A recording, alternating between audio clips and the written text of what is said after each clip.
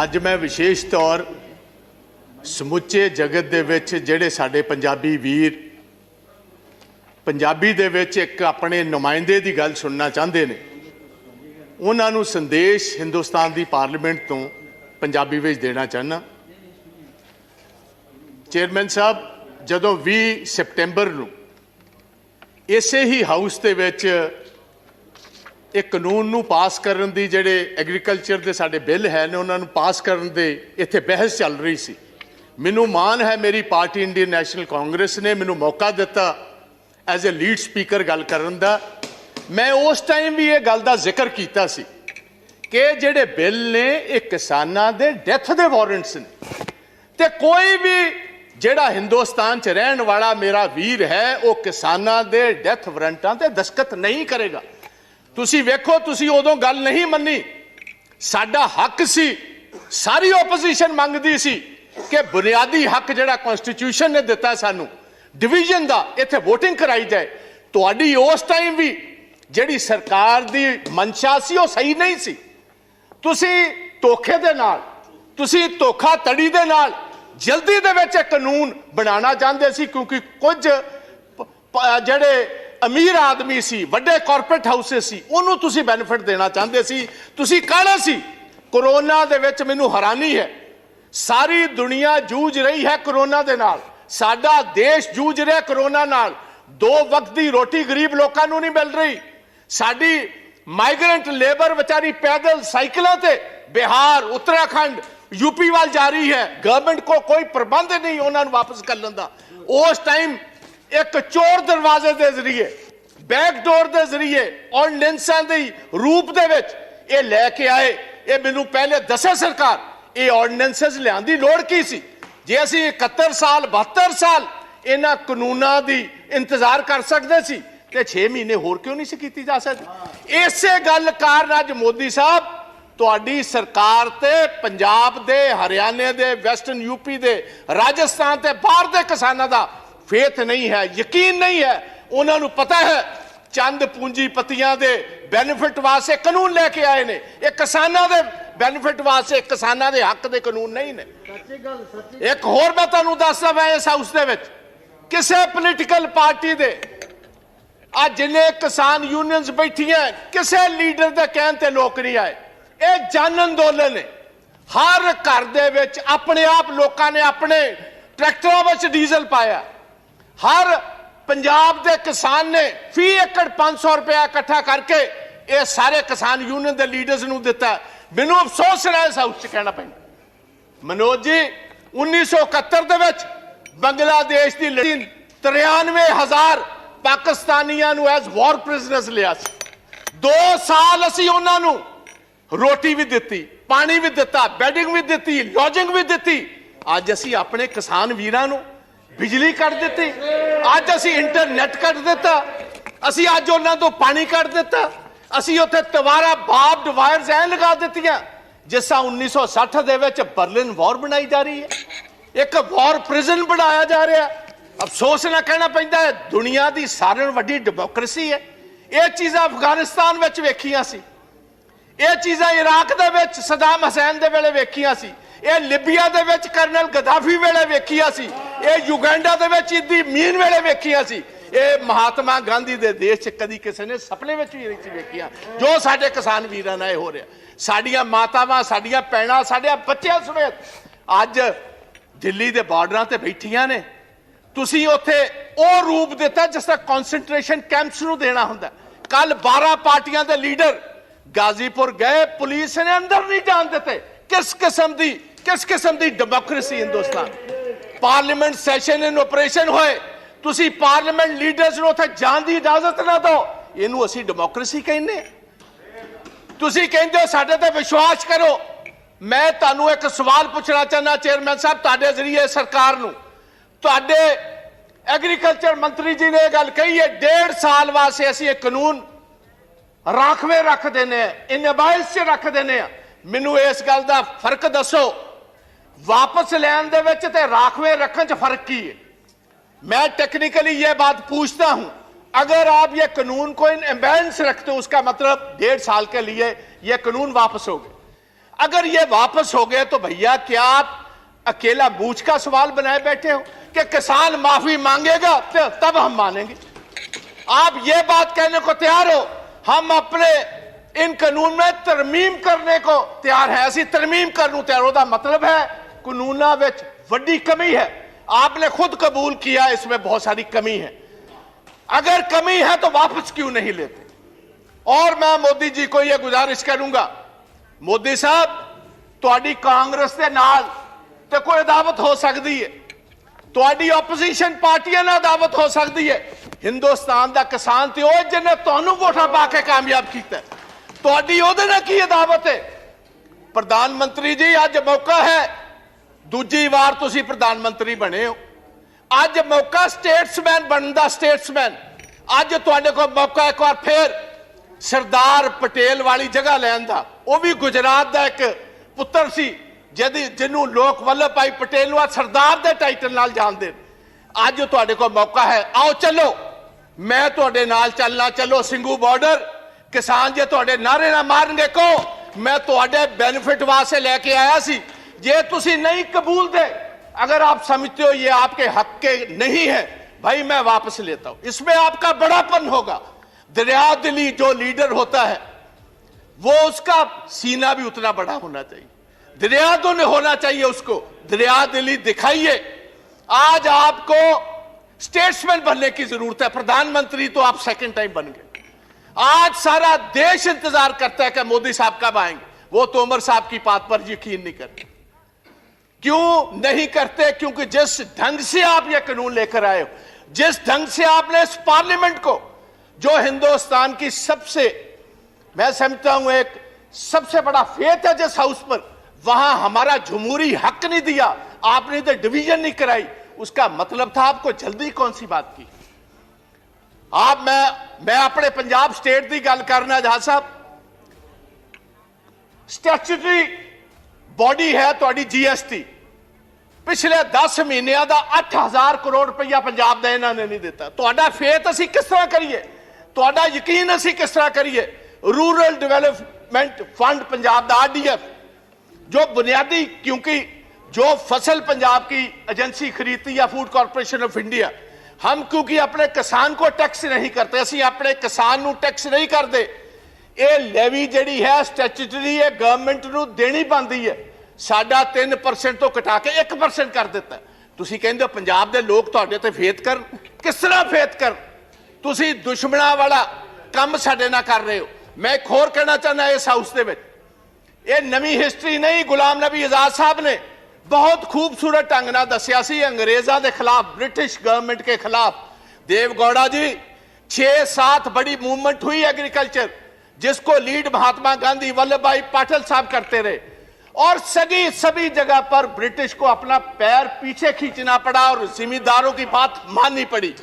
तो यह मैं गुजारिश करता हूं, पगड़ी संभाल जट्टा।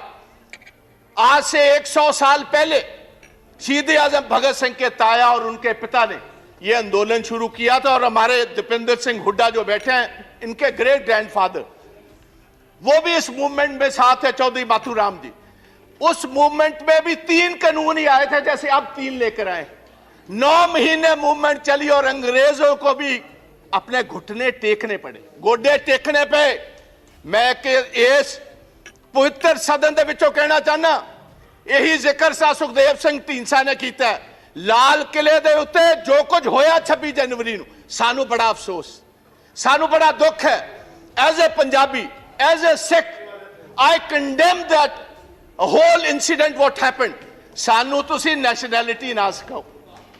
नेशनलिज्म साडा हर एक बच्चा हर महीने नेशनल फ्लैग में लिपटकर हर महीने पंजाब और हरियाणा का आता है। आप हमें नेशनलिज्म सिखाएंगे भाई? आप उनको खालिस्तानी कह रहे हो जो लाल किले की, क्योंकि बहुत सारे लोग हिस्ट्री नहीं जानते। हमारे 9वें गुरु तेग बहादुर महाराज, गुरु तेग बहादुर जी ने किसके लिए शहादत दी थी? उन्होंने शहादत दी कश्मीरी ब्राह्मण्स के लिए। कश्मीरी ब्राह्मण पंजाब में गुरु तेग बहादुर जी के पास आए कि औरंगजेब हर रोज जनायु उतारता है, तलवार के ताकत के साथ वो हमें कन्वर्ट करता है, हमारे धर्म को तब्दील करता है। आप इन पिटीशन हमारे साथ चाहिए, जैसे कोई वकील लेकर जाता है, वो इन पिटीशन लेकर औरंगजेब के पास आए और औरंगजेब ने इसी लाल किले से, जिसका आप जिक्र करते हो, इसी लाल किले से ये कहा जो पिटीशन लेकर आए इसका सिर कलम कर दिया जाए। वहां उनकी शहादत हुई और उनकी शहादत की याद में जो शीशगंज साहब, शीश कहते हैं गले को, उनकी याद में शीशगंज साहब गुरुद्वारा जो खड़ा है, वो हमारे हिंदू ब्राह्मण कश्मीरियों की वजह से यह शहादत हुई। और आप हमें खालिस्तानी कहते हो। मेरे अपने पिता जो फॉर्मर मिनिस्टर थे, 5 लोगों के साथ पंजाब में 1987 में उनकी शहादत हुई। मेरे अपने बड़े भाई जो ब्रिगेडियर हैं इंडियन आर्मी के, retired, he was the one who was commanding the 192 mountain brigade, जिसने देश के लिए ये टाइगर हिल जीती। He was commanding 192 mountain brigade. आप हमें खालिस्तानी कहते हैं, आप हमें कहते हो एंटी नेशनलिस्ट हैं ये लोग। और मैं ये चाहूंगा on the floor of the house, I demand कि इधर एक सुप्रीम कोर्ट का सिटिंग जज टाइम बाउंड एक इंक्वायरी करे 2 महीने में, ये बताए वो कौन सी ताकतें हैं जिन्होंने, क्योंकि ये जितनी किसान जथेबंदियां हैं इनको टाइम दिया गया था 10 बजे सभी स्टार्ट होंगी दिल्ली के इर्द गिर्द जलूस जो एक पुलिस के साथ, और 8 बजे कुछ शरारती एलिमेंट्स को यह इशारा कर दिया गया कि जो आपको दिया हुआ रूट है उस पर चलने की जरूरत नहीं, आप तोड़ो इस रूट को, बैरिकेडिंग तोड़ो, सीधी आईटीओ पर पहुंचो। आईटीओ से लाल किला तो बहुत सारों ने देखा ही नहीं था।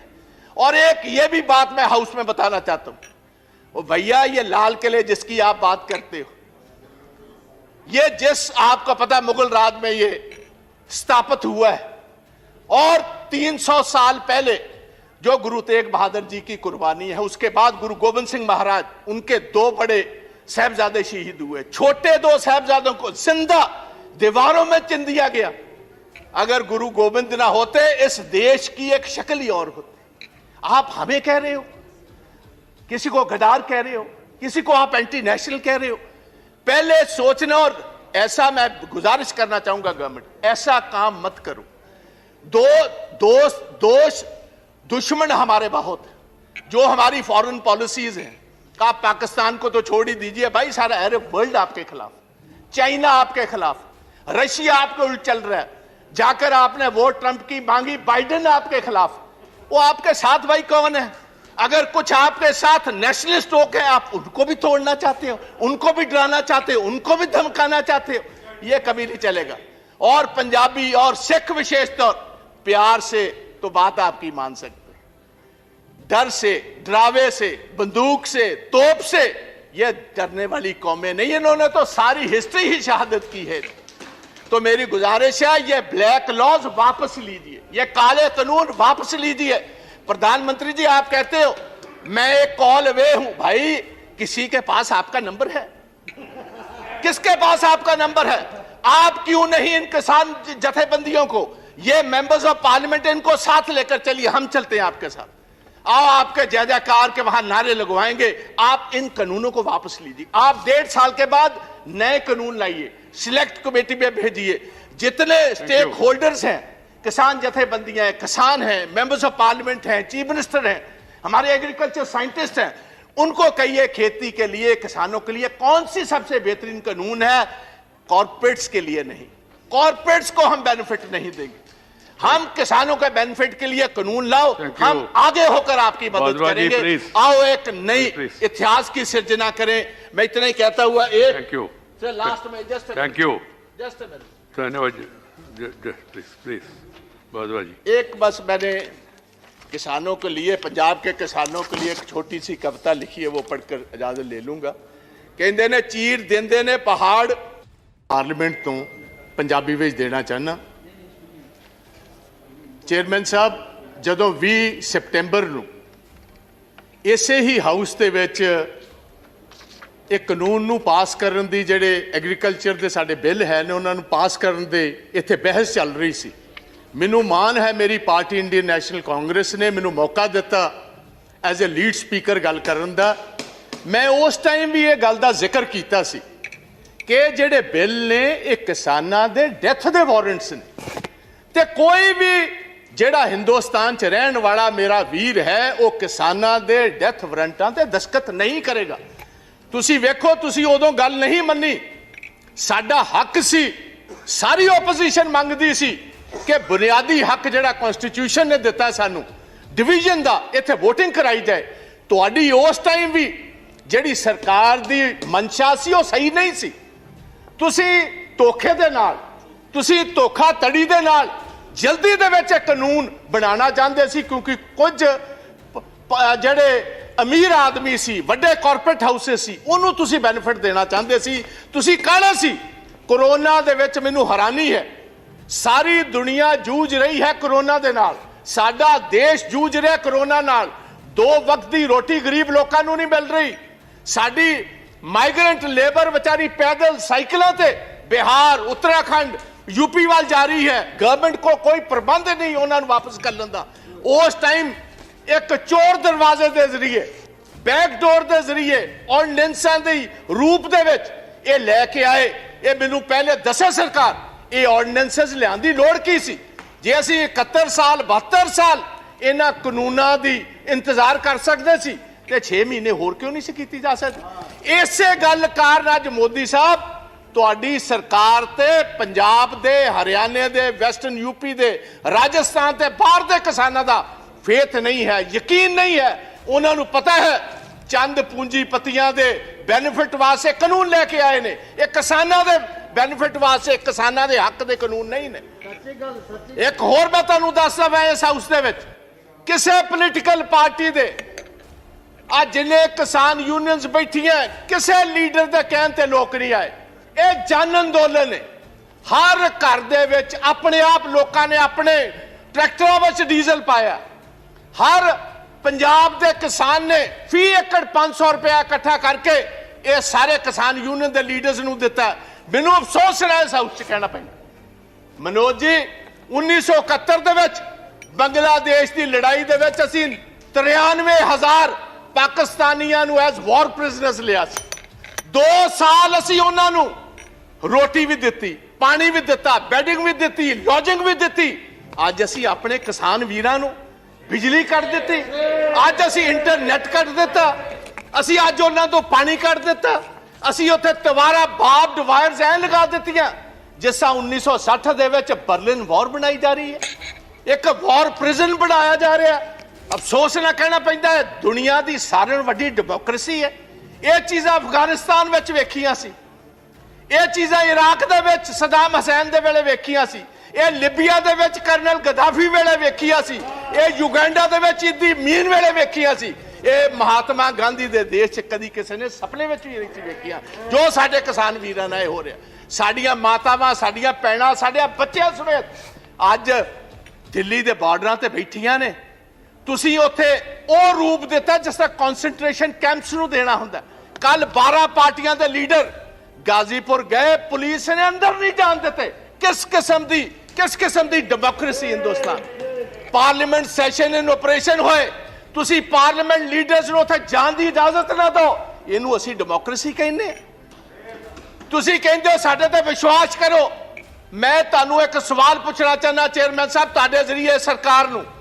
ਤੁਹਾਡੇ ਐਗਰੀਕਲਚਰ ਮੰਤਰੀ ਜੀ ਨੇ ਇਹ ਗੱਲ ਕਹੀ ਹੈ 1.5 ਸਾਲ ਵਾਸਤੇ ਅਸੀਂ ਇਹ ਕਾਨੂੰਨ ਰਾਖਵੇਂ ਰੱਖ ਦਿੰਦੇ ਹਾਂ, ਇਨਬਾਇਲਸ 'ਚ ਰੱਖ ਦਿੰਦੇ ਹਾਂ। ਮੈਨੂੰ ਇਸ ਗੱਲ ਦਾ ਫਰਕ ਦੱਸੋ, वापस लेने दे विच ते राखवे रखने च फर्क की है? मैं टेक्निकली ये बात पूछता हूं, अगर आप ये कानून को इन एम्बेंस रखते हो उसका मतलब 1.5 साल के लिए ये कानून वापस हो गए। अगर ये वापस हो गए तो भैया क्या आप अकेला बूझ का सवाल बनाए बैठे हो कि किसान माफी मांगेगा तब हम मानेंगे? आप ये बात कहने को तैयार हो हम अपने इन कानून में तरमीम करने को तैयार है? असि तरमीम करने तैयार होता मतलब है कानूना विच वड्डी कमी है। आपने खुद कबूल किया इसमें बहुत सारी कमी है। अगर कमी है तो वापस क्यों नहीं लेते? और मैं मोदी जी को यह गुजारिश करूंगा, मोदी साहब तुहाडी कांग्रेस के नाल ते कोई अदावत हो सकती है, तुहाडी ओपोजिशन पार्टियां नाल अदावत हो सकती है। हिंदुस्तान का किसान तो जिन्हें तुहानू वोटां पा के कामयाब किया, ਤੁਹਾਡੀ ਉਹਦੇ ਨਾਲ ਕੀ ਅਦਾਵਤ ਹੈ? ਪ੍ਰਧਾਨ ਮੰਤਰੀ ਜੀ ਅੱਜ ਮੌਕਾ ਹੈ, ਦੂਜੀ ਵਾਰ ਤੁਸੀਂ ਪ੍ਰਧਾਨ ਮੰਤਰੀ ਬਣੇ ਹੋ, ਅੱਜ ਮੌਕਾ ਸਟੇਟਸਮੈਨ ਬਣਨ ਦਾ, ਸਟੇਟਸਮੈਨ ਅੱਜ ਤੁਹਾਡੇ ਕੋਲ ਮੌਕਾ ਇੱਕ ਵਾਰ ਫੇਰ ਸਰਦਾਰ ਪਟੇਲ ਵਾਲੀ ਜਗ੍ਹਾ ਲੈਣ ਦਾ। ਉਹ ਵੀ ਗੁਜਰਾਤ ਦਾ ਇੱਕ ਪੁੱਤਰ ਸੀ ਜਿਹਨੂੰ ਲੋਕ ਵੱਲਭ ਭਾਈ ਪਟੇਲ ਨੂੰ ਸਰਦਾਰ ਦੇ ਟਾਈਟਲ ਨਾਲ ਜਾਣਦੇ ਨੇ। ਅੱਜ ਤੁਹਾਡੇ ਕੋਲ ਮੌਕਾ ਹੈ, ਆਓ ਚੱਲੋ, ਮੈਂ ਤੁਹਾਡੇ ਨਾਲ ਚੱਲਣਾ। ਚੱਲੋ ਸਿੰਘੂ ਬਾਰਡਰ। किसान जे ਤੁਹਾਡੇ नारे ना मारनगे को मैं ਤੁਹਾਡੇ बेनिफिट वास्ते लेके आया सी। जे तुसी नहीं कबूल दे, अगर आप समझते हो ये आपके हक के नहीं है, भाई मैं वापस लेता हूं। इसमें आपका बड़ापन होगा। दरिया दिली जो लीडर होता है वो उसका सीना भी उतना बड़ा होना चाहिए, दरिया तो नहीं होना चाहिए उसको। दरिया दिली दिखाइए। आज आपको स्टेट्समैन बनने की जरूरत है। प्रधानमंत्री तो आप सेकंड टाइम बन गए। आज सारा देश इंतजार करता है कि मोदी साहब कब आएंगे। वो तोमर साहब की बात पर यकीन नहीं करते। क्यों नहीं करते? क्योंकि जिस ढंग से आप ये कानून लेकर आए हो, जिस ढंग से आपने इस पार्लियामेंट को, जो हिंदुस्तान की सबसे, मैं समझता हूं एक सबसे बड़ा फेथ है जिस हाउस पर, वहां हमारा जमहूरी हक नहीं दिया, आपने तो डिवीजन नहीं कराई। उसका मतलब था आपको जल्दी कौन सी बात की? आप मैं अपने पंजाब स्टेट की गल करना। जहां साहब स्टैट्यूटरी बॉडी है थोड़ी जीएसटी, पिछले 10 महीनों का 8000 करोड़ रुपया पंजाब का इन्होंने नहीं दिता। तो फेथ असी किस तरह करिए, तो यकीन असी किस तरह करिए? रूरल डेवलपमेंट फंड पंजाब का RDF जो बुनियादी, क्योंकि जो फसल पंजाब की एजेंसी खरीदती है फूड कॉर्पोरेशन ऑफ इंडिया, हम क्योंकि अपने किसान को टैक्स नहीं करते, असी अपने किसान को टैक्स नहीं करते। ये लेवी जिहड़ी है स्टैट्यूटरी है, गवर्नमेंट को देनी पाती है। साडा 3% तो घटा के 1% कर दिता। तुसी कहंदे हो पंजाब दे लोग तुहाडे ते फेथ कर, किस तरह फेथ कर? तुसी दुश्मना वाला काम साडे नाल कर रहे हो। मैं एक होर कहना चाहना इस हाउस दे विच, ये नवी हिस्टरी नहीं, गुलाम नबी आजाद साहब ने बहुत खूबसूरत ढंग नाल दस्सिया सी अंग्रेज़ां दे खिलाफ, ब्रिटिश गवर्नमेंट के खिलाफ। देवगौड़ा जी 6-7 बड़ी मूवमेंट हुई एग्रीकल्चर, जिसको लीड महात्मा गांधी, वल्लभ भाई पाटिल साहब करते रहे, और सभी जगह पर ब्रिटिश को अपना पैर पीछे खींचना पड़ा और जिम्मेदारों की बात माननी पड़ी। तो ये मैं गुजारिश करता हूं, पगड़ी संभाल जट्टा। आज से 100 साल पहले शहीद आजम भगत सिंह के ताया और उनके पिता ने ये आंदोलन शुरू किया था, और हमारे दीपेंद्र सिंह हुड्डा जो बैठे हैं, इनके ग्रेट ग्रैंडफादर, वो भी इस मूवमेंट में साथ है, चौधरी माथुराम जी। उस मूवमेंट में भी 3 कानून ही आए थे, जैसे अब 3 लेकर आए। 9 महीने मूवमेंट चली और अंग्रेजों को भी अपने घुटने टेकने पड़े, गोडे टेकने पे। मैं इस पवित्र सदन के विचों कहना चाहना, यही जिक्र सा सुखदेव सिंह ढींडसा ने किया है। लाल किले दे उत्ते जो कुछ होया 26 जनवरी नूं, सानू बड़ा अफसोस, सानू बड़ा दुख है। As a Punjabi, as a Sikh, I condemn that whole incident what happened. सानू तुसी नैशनैलिटी ना सिखाओ। नेशनलिज्म साडा हर एक बच्चा हर महीने नेशनल फ्लैग में लिपट कर हर महीने पंजाब और हरियाणा का आता है। आप हमें नेशनलिज्म सिखाएंगे भाई? आप उनको खालिस्तानी कह रहे हो जो लाल किले की, क्योंकि बहुत सारे लोग हिस्ट्री नहीं जानते। हमारे 9वें गुरु तेग बहादुर महाराज, गुरु तेग बहादुर जी ने किसके लिए शहादत दी थी? उन्होंने शहादत दी कश्मीरी ब्राह्मण्स के लिए। कश्मीरी ब्राह्मण पंजाब में गुरु तेग बहादुर जी के पास आए कि औरंगजेब हर रोज जनायु उतारता है, तलवार के ताकत के साथ वो हमें कन्वर्ट करता है, हमारे धर्म को तब्दील करता है। आप इन पिटीशन हमारे साथ चाहिए। जैसे कोई वकील लेकर जाता है, वो इन पिटीशन लेकर औरंगजेब के पास आए, और औरंगजेब ने इसी लाल किले से, जिसका आप जिक्र करते हो, इसी लाल किले से ये कहा जो पिटीशन लेकर आए इसका सिर कलम कर दिया जाए। वहां उनकी शहादत हुई, और उनकी शहादत की याद में जो शीशगंज साहब, शीश कहते हैं गले को, उनकी याद में शीशगंज साहब गुरुद्वारा जो खड़ा है, वो हमारे हिंदू ब्राह्मण कश्मीरियों की वजह से यह शहादत हुई, और आप हमें खालिस्तानी कहते हो? मेरे अपने पिता जो फॉर्मर मिनिस्टर थे, 5 लोगों के साथ पंजाब में 1987 में उनकी शहादत हुई। मेरे अपने बड़े भाई जो ब्रिगेडियर हैं इंडियन आर्मी के retired, he was the one who was commanding the 192 mountain brigade, जिसने देश के लिए ये टाइगर हिल जीती। He was commanding 192 mountain brigade. आप हमें खालिस्तानी कहते, आप हमें कहते हो एंटी नेशनलिस्ट हैं ये लोग। और मैं ये चाहूंगा on the floor of the house, I demand कि इधर एक सुप्रीम कोर्ट का सिटिंग जज टाइम बाउंड एक इंक्वायरी करे 2 महीने में, ये बताए वो कौन सी ताकतें हैं जिन्होंने, क्योंकि ये जितनी किसान जथेबंदियां हैं इनको टाइम दिया गया था 10 बजे सभी स्टार्ट होंगी दिल्ली के इर्द गिर्द जलूस जो एक पुलिस के साथ, और 8 बजे कुछ शरारती एलिमेंट्स को यह इशारा कर दिया गया कि जो आपको दिया हुआ रूट है उस पर चलने की जरूरत नहीं, आप तोड़ो इस रूट को, बैरिकेडिंग तोड़ो, सीधी आईटीओ पर पहुंचो। आईटीओ से लाल किला तो बहुत सारों ने देखा ही नहीं था। और एक ये भी बात मैं हाउस में बताना चाहता हूं, ओ भैया ये लाल किले जिसकी आप बात करते हो, ये जिस आपको पता मुगल राज में ये स्थापित हुआ है, और 300 साल पहले जो गुरु तेग बहादुर जी की कुर्बानी है, उसके बाद गुरु गोविंद सिंह महाराज, उनके 2 बड़े साहबजादे शहीद हुए। छोटे 2 साहबजादों को जिंदा दीवारों में चिन दिया गया। अगर गुरु गोविंद ना होते इस देश की एक शक्ल ही और होती। आप हमें कह रहे हो, किसी को गद्दार कह रहे हो, किसी को आप एंटी नेशनल कह रहे हो। पहले सोचना, और ऐसा मैं गुजारिश करना चाहूंगा गवर्नमेंट, ऐसा काम मत करो। दुश्मन हमारे बहुत है, जो हमारी फॉरेन पॉलिसीज हैं। आप पाकिस्तान को तो छोड़ ही दीजिए भाई, सारा अरब वर्ल्ड आपके खिलाफ, चाइना आपके खिलाफ, रशिया आपके उल्ट चल रहा है। जाकर आपने वोट ट्रंप की मांगी, बाइडेन आपके खिलाफ। वो आपके साथ भाई कौन है? अगर कुछ आपके साथ नेशनलिस्ट होकर आप उनको भी तोड़ना चाहते हो, उनको भी डराना चाहते हो, उनको भी धमकाना चाहते हो, ये कभी नहीं चलेगा। और पंजाबी और सिख विशेष तौर प्यार से तो बात आपकी मान सकते, डर से, डरावे से, बंदूक से, तोप से ये डरने वाली कौमें नहीं। इन्होंने तो सारी हिस्ट्री ही शहादत की है। तो मेरी गुजारिश है, ये ब्लैक लॉज वापस लीजिए, ये काले कानून वापस लीजिए। प्रधानमंत्री जी आप कहते हो मैं एक कॉल अवे हूं, भाई किसी के पास आपका नंबर है? किसके पास आपका नंबर है? आप क्यों नहीं इन किसान जथेबंदियों को, ये मेंबर्स ऑफ पार्लियामेंट, इनको साथ लेकर चलिए, हम चलते हैं आपके साथ। आओ आपके जय जयकार के वहां नारे लगवाएंगे। आप इन कानूनों को वापस लीजिए। आप 1.5 साल के बाद नए कानून लाइए, सिलेक्ट कमेटी में भेजिए। जितने स्टेक होल्डर्स हैं, किसान जथेबंदियां हैं, किसान हैं, मेंबर्स ऑफ पार्लियामेंट हैं, चीफ मिनिस्टर हैं, हमारे एग्रीकल्चर साइंटिस्ट हैं, उनको कहिए खेती के लिए, किसानों के लिए कौन सी सबसे बेहतरीन कानून है। कॉर्पोरेट्स के लिए नहीं, कॉर्पोरेट्स को हम बेनिफिट नहीं देंगे।